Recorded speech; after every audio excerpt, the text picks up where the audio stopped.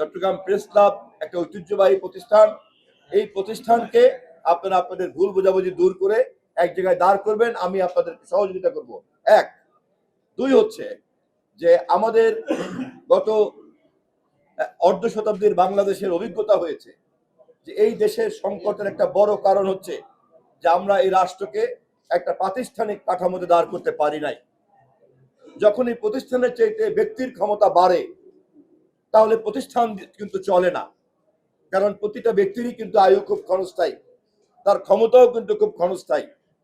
সে ক্ষমতা যত বড়ই কেউ দেখানোর চেষ্টা করুক না কেন, সেই ক্ষমতা যে কোনো কাজে লাগে না। গত 50-55 বছরের ইতিহাসে বাংলাদেশে কিন্তু আমরা তা দেখেছি। জনপ্রিয়তাও কিন্তু অনেক বেশি ভাসমান একটা জিনিস, আজ যা তুঙ্গে কাল তা নাও থাকতে পারে। আমি আপনাদেরকে বিনীতভাবে অনুরোধ করব, আমাদের নেতা দেশনায়ক তারেক রহমান 31 দফার মধ্য দিয়ে রাষ্ট্রকে আমরা একটা প্রাতিষ্ঠানিক জায়গাতে নেওয়ার চেষ্টা করছি। সেই ধারাবাহিকতাতে আমরা দেশের সকল প্রতিষ্ঠানকে প্রাতিষ্ঠানিক করতে চাই। চট্টগ্রাম প্রেস ক্লাবকেও আমরা একটা প্রাতিষ্ঠানিক ধারার মধ্যে ঢুকাতে চাই। আপনারা রাজি? এই কাজে যে ব্যত্যয়গুলি ঘটেছে, আমরা সেই ব্যত্যয়গুলিকে আপনারা চিহ্নিত করবেন, আমরা সহযোগিতা করব। আমি আপনাদেরকে এই ব্যাপারে কথা দিচ্ছি সহযোগিতা করার। আর সাংবাদিকতার পেশায় আপনারা আছেন, এটা সত্য। আবার নানান জনের নানা চিন্তা আছে, এটাও সত্য। আবার সব চিন্তার লোক মিলে একটা প্রেস ক্লাব করতে হবে, এটাও তো সত্য। এতগুলি সত্যকে একসঙ্গে বাস্তবায়ন করতে হবে আপনাদের।